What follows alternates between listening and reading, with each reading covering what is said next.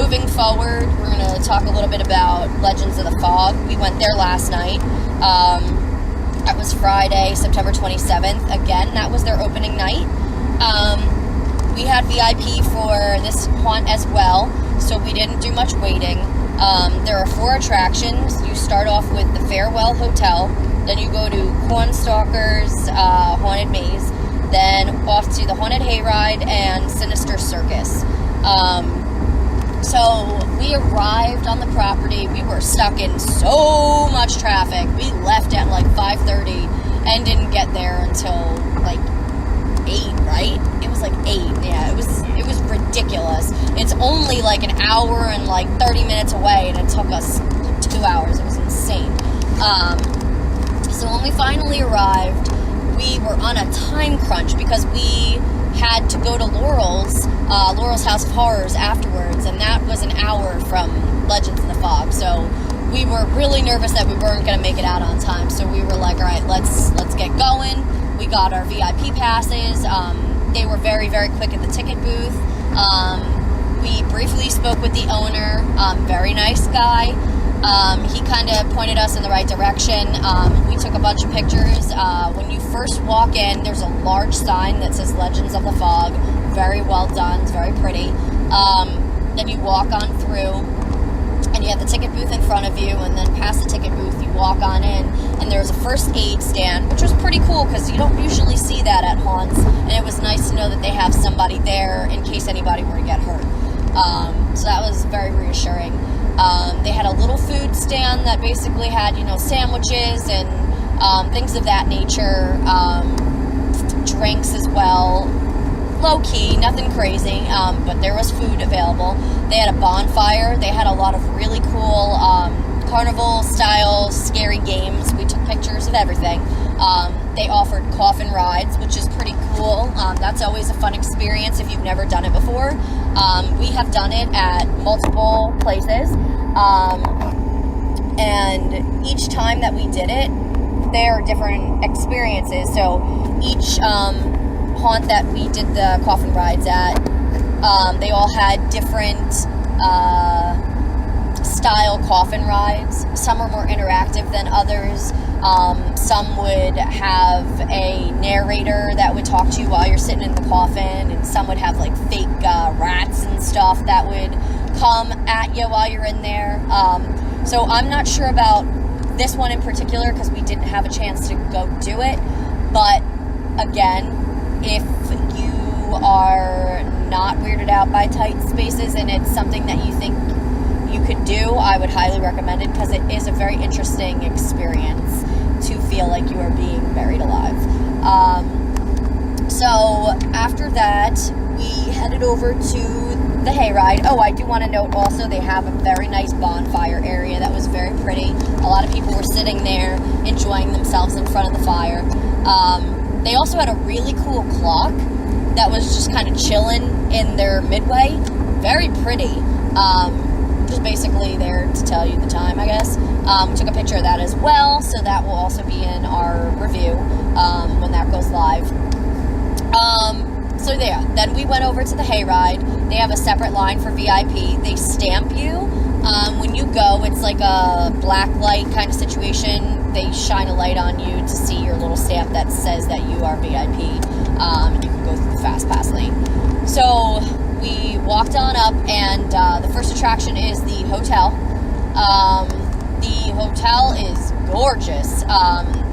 The outside of it is very aesthetically pleasing. We have some pictures. We actually posted a bunch up on our Snapchat last night while we were there.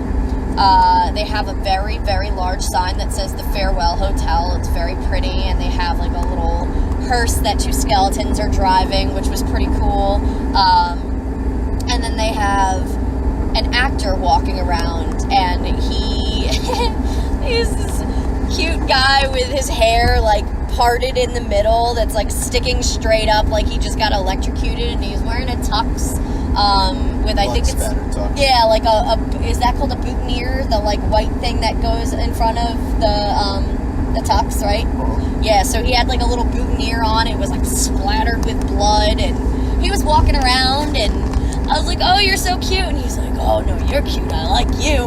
And then I was like, oh, thank you. And as I'm like talking to him, he shot me with like a burst of air and scared the hell out of me. I was not expecting that. But yeah, he walks around with this little like air cannon and he'll get you as you're walking by. And it's hilarious. Like, he'll just be talking to you and he'll completely catch you off guard while you're speaking. And it's like, whoa, like, what's going on? So that was really funny. It was funny to see him walking around and doing that to people. So we were waiting online maybe for 5 minutes. The general admission line was really, really long. But they were taking people from the VIP and putting them with a group of general admissions. And again, I'm pretty sure we were the only people in VIP. Yeah, for that one. So we were waiting to get in. And we had our phones out, obviously, because we're reviewers. We're taking pictures and everything. Making mental notes as we're standing in line of things that we saw so we could remember it to put in our review. And just one thing that I would say that really kind of bothered me personally, and it's kind of silly, but I mean, I understand why they're doing it, but the staff just kept telling us to put away our phones, which we completely understand. Like, there's a lot of young kids there, and you know, they don't want anybody having their phones out. They don't want people taking pictures and videos of stuff inside the haunt. Absolutely understandable. Some haunts are cool with that, others are not. We respect everybody individually and what their rules and regulations are, and that's totally fine. But we weren't going in the haunt yet, and we had our phone out to make mental notes for our business here, and we kept getting told to put our phones away, and that was kind of frustrating. We heard them telling the kids as well to do that, and while I can understand with the kids, that's one thing, but for us, it was kind of frustrating. We got told multiple times that night to put our phones away, and we never had our phones out in an inappropriate area, so that kind of bothered me, because it made it difficult for us to do our job appropriately.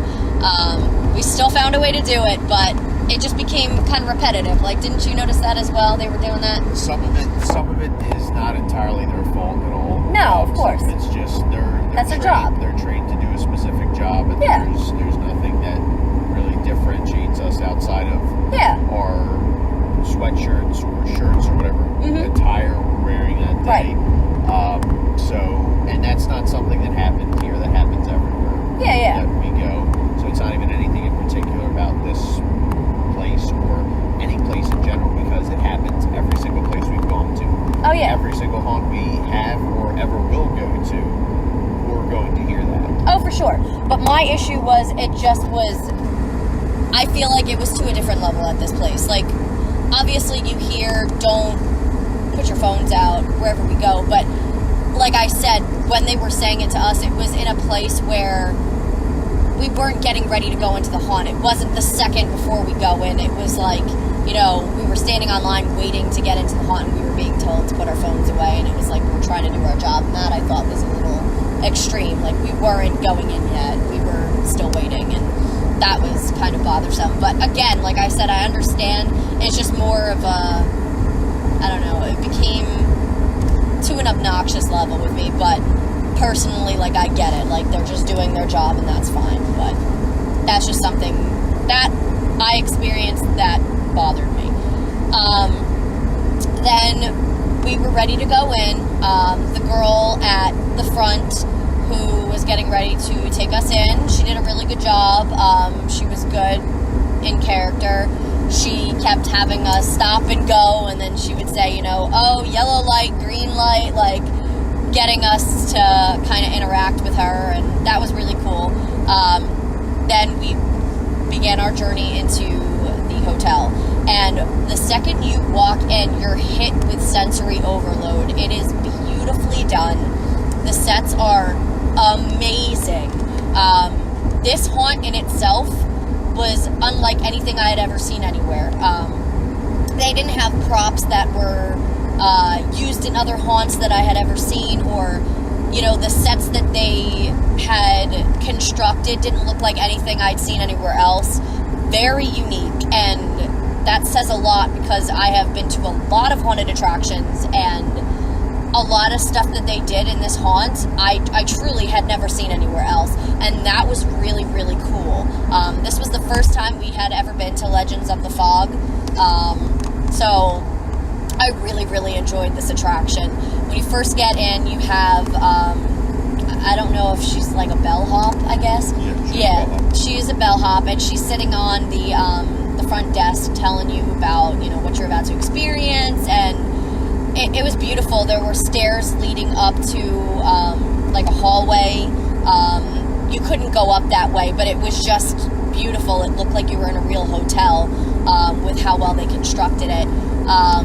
And you're just in a room, and there's no way out. Like, at this point, in my personal, in my mind, I was thinking, those stairs that were leading up to that hallway, there was like a little luggage cart, that's what it's called. Yeah, luggage cart sitting there with luggage on it. And I was thinking when she was done speaking, she was going to come down and move that, and we were going to go upstairs.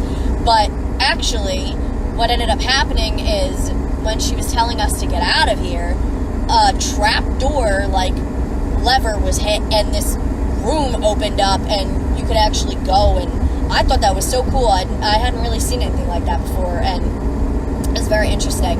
And then you go into the attraction, and the sets, like I said, absolutely blew me away. There were so many cool things in there that I had never seen. They had rooms with trick doors where there were 15 doors in one room, and you had to open every single one to figure out which door was the way out. And it was very tricky because there were some doors that would make you think that was the way out, but it wasn't. And you walk in there, and it's like, oh, nope, this isn't right. And then you'd go and you'd find the actual one, and it would lead into a different area, and it was really, really cool. Honestly, they had so many trick doors and secret passageways that were maneuvered by a lever somewhere. You'd be walking around, and then all of a sudden there'd be no way out, and then on a time loop something would open up, and you'd be able to see a new way to get out of the room. And it was just so cool. That was something that you don't really see that often in haunts, and I really liked that. And again, some of the actors were really on their A game. There was this one section, I don't want to give away too much of a spoiler, but there was this actor that was built into a wall that you didn't realize that it was there, or that it wasn't a prop. And there was somebody in there to kind of catch your attention away from that, so you weren't looking in the direction. And even if you briefly did, you would think that it's a prop. That was not a prop, that was a person, and it scared the damn hell out of me because it was so well done. I still don't know how that was a person. I don't know. It was really cool. So that was awesome. There's another room that's basically a kitchen that was really, really cool. There was a bedroom scene that was amazing. That was probably one of my favorite ones in there. Honestly, like I said, very, very well done. They do have a lot of young actors working there. Young kids. Personally, I think that they had some really good actors, but because they have such young kids, some of them were not as into the acting as the other ones who were older and more seasoned. The young kids who were in there were kind of just standing around looking at you, or yelling boo, or screaming in your face. But the sets were so beautiful, it really didn't matter. It was really fun. Let me see what Matt has to say about it. I liked the multiple door rooms. They were a lot of fun, especially trying to figure out which path is the right way. Some of them, like you said, you open up a door and it's just like a dark closet. And finally finding your way through the right way. It's a small challenge and reward scenario. The one built into the wall with the misdirection before it was very good. It was very good. I didn't see that one coming either. Not at all. It scared the hell out of me. Great misdirection by the girl actor that was in that room. kitchen scene was very detailed. The kitchen of the hotel. The bedroom scene was probably my favorite as well. Yeah, it was so cool. And there was also, I think, in that room, the way even that they had the bed built. It was gorgeous. Distorted perceptions in the room, which was really cool. And yeah, I would say the hotel was a solid one all the way through. Yeah, for sure. I really liked it. Yeah, I really, really liked it too. So we ended up getting out of that haunt, and from there walking over to the Cornstalkers Haunted Maze. We were online with that one maybe for like 3 minutes. Like I said, we had a fast pass, so it was pretty quick getting through. That one, so like I said, we were on a time crunch because we hit so much traffic, and it really sucked that we had to kind of like go through pretty quickly. That haunt was glorious. The corn was amazing. It was probably one of the best constructed corn mazes that I personally have been to. It was a legit corn maze. Like, that was real corn, very tall, very aesthetically pleasing, very well done. My only complaint probably would be that, obviously it's corn and people are pulling on the corn and stuff.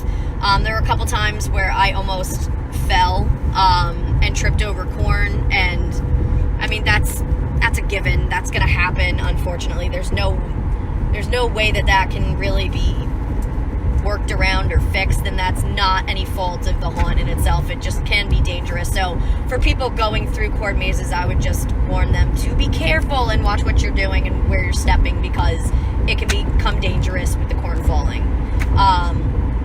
The actors in there were some really good ones. It was a lot of kids just popping out of like a corn stalk and being like boo, or like screaming in your face. It wasn't a lot of like animatronics or anything. It was literally just the corn, the maze, and some actors to disorient you and like throw you off and kind of like creep you out as you're going through. The maze was like insane because, unfortunately, like I said, we were on a time crunch, so we were like really nervous that we were gonna get lost in there for a while and not make our haunt. It was very disorienting. Like, I remember passing a couple of the same actors multiple times, and I'm like, Matt, like, we're going back the wrong way. Like, we're going back the way we came. Like, that person, we already passed them. They were on our right this time. And he's like, no, we didn't. I'm like, I'm telling you, like, that person was on the other side last time. And sure enough, we had rerouted ourselves multiple times. So it was a lot of fun. But we just didn't have time to like dawdle in there. Had we had the time, it would have been even more fun because we could have just gotten lost and enjoyed our time in there. But it's very disorienting. It's hard to get out. I'm glad we found the exit in a decent time frame, because if we had been held back anymore, that would have been terrible. But definitely, if you do it and you're not on a time crunch, you'll have a lot of fun. It's very disorienting. It's very hard to get out of it. But yeah, that one was solid. Very cool corn maze. Very reminiscent of corn mazes that you would go to at farms that do like daytime mazes. It was like to that extent. It was very elaborate and very easy to get lost in. So that was that attraction. Then heading into the hayride, we didn't wait very long. We got on pretty quickly. The queue line is pretty cool. There was an actor walking around, but there wasn't a lot of people to entertain, so he was kind of just like aimlessly walking around and like coming up and like spooking you as you're going through the line. It was kind of steampunk reminiscent to me. There was a lot of clocks on the wall in the queue line, and a giant TV that unfortunately we were told isn't working right now. But the queue line was cool. It was very nicely decorated. We got on the hayride. We were sitting on it for a little bit. We were in the VIP line, so we were the first ones to be let on. And unfortunately with hay rides, I've come to find that the worst place to sit if you're really trying to be immersed in the action is the front. The closest you sit to the driver and the closest you sit to the front, the action doesn't really happen there. The action really happens if you're sitting in the middle of the attraction. When you're there, like any kind of special effects or animatronics or props or actors, they're gonna flood right to the middle. The ends don't really get as much of the interactions or the full effects of the haunt. So unfortunately, we were sitting in the very front, closest to the tractor. When the ride started going, the tractor is very, very loud. So for our followers, we would recommend that you do not sit close to the front. If you can, avoid it. It is hard to hear. When we started going through the scenes, it takes a long time to get to the first one. It's a lot of just driving through corn, and it's very relaxing. It's creepy. It's probably a solid like 3 or 4 minutes before you get to the first set that you go through. So you're just like looking around at the nighttime sky and the creepy woods, and you're just driving through like empty trails.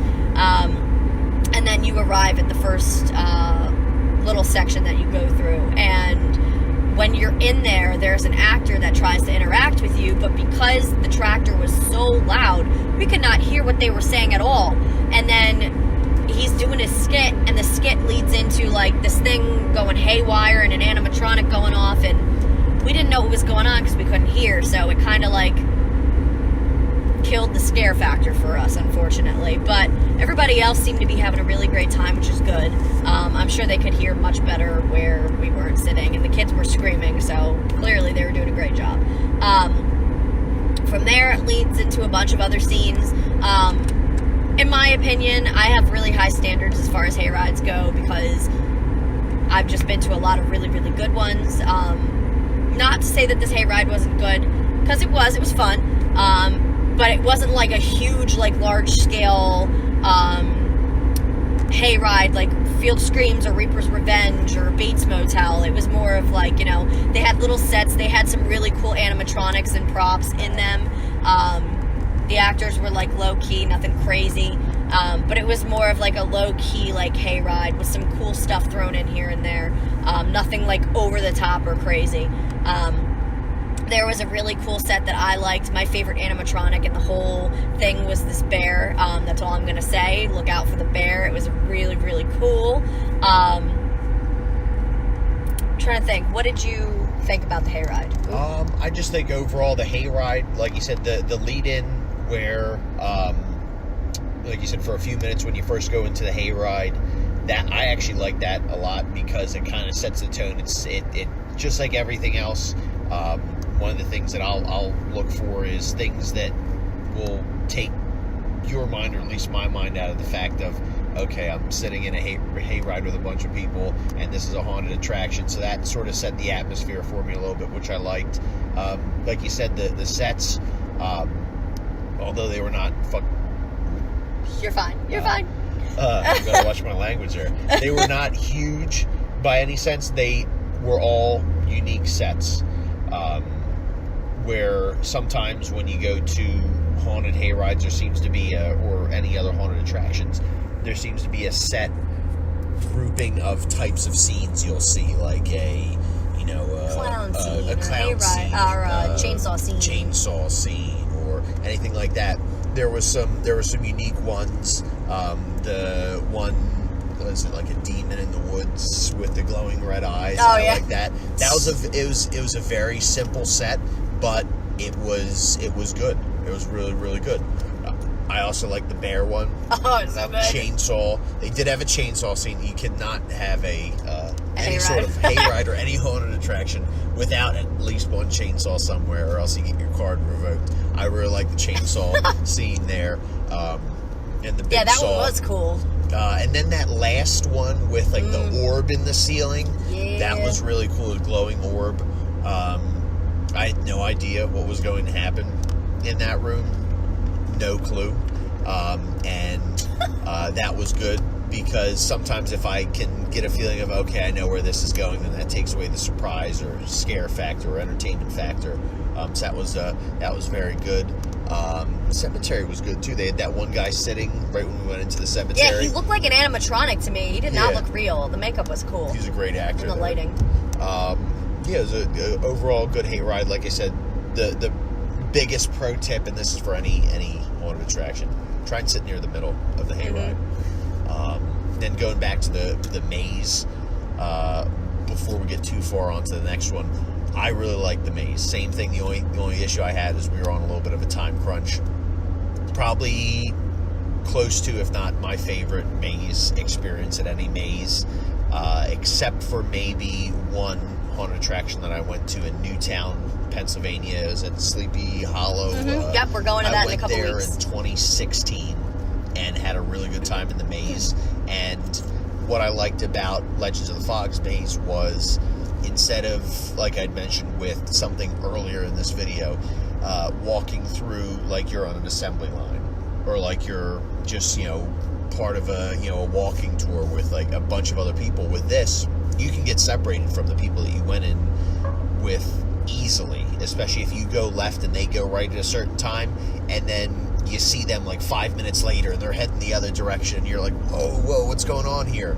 And hearing people screaming and running through while an actor's coming after them, and the way that it was mainly moonlit, and that was it, and you could not see the actors if they were hiding in some of their spots. It wasn't just them standing there and then you could walk up and say, okay, well, they're going to jump out and scare me soon. No, they were hiding. You could not see them until they were right on top of you, or you could hear them chasing somebody through another part of the maze and hear the footsteps and hear people screaming. It was very, very well done. But yeah, I would say they were two solid attractions back to back. I'm gonna have you take the circus one too, because you seem to talk quicker than me and I drag it out. So talk about the circus one. That's the next attraction. Circus, I liked they had with each queue line, they have some sort of sign or some sort of art. Like at the motel, it was the hearse with the skeletons in it. So nice. At the hayride, it was that big barn center with like the steampunk design to it, with the stuff on the walls. With the corn maze, I'm trying to think what was the stuff in the. I truly don't remember the corn maze. We were taking notes a lot in that queue line, so I don't remember. It might have been like the front to a barn. I think it was when we were taking notes, and we had a lot of notes on the motel since it was so good. But as far as the clown one goes, it was a circus trailer with the whole attraction written on there. It was and beautiful. Then I guess the ringleader that looked weirdly like Ron Jeremy Ringmaster. Yeah. We got a really good picture of that's going up with a review. Also, with the clowns, that is a favorite of both of ours, and they had a lot of really good clown scenes where it wasn't just a circus and a clown. It was a freak show, so they had like everything. There was was it a bearded lady? That was hilarious. That was a great actor there.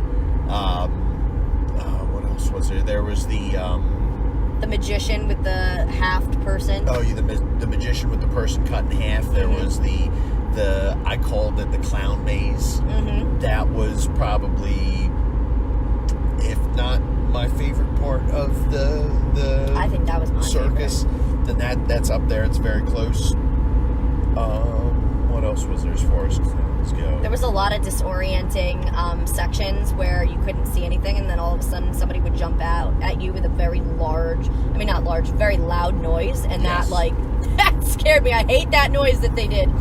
I don't want to spoil it too much, but it is the worst noise in the world. I hate it. That one clown that came out right in front of you. Yes! I think that was in the clown maze. And it was like a short little guy, and it's dark. It's there's fog, there's strobe lights, there's everything, and boom, out of nowhere.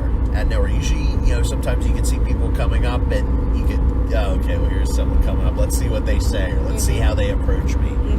But with that, it was just bam. Yep. On you. They got a lot of really good scares it on you. And the music was so good. They had like some house techno music going on, like as you're going through certain sections, and it was like, yeah, like this is popping. Into it. Yeah, I really like the clown, or not the clown. I'm calling it the clown maze again.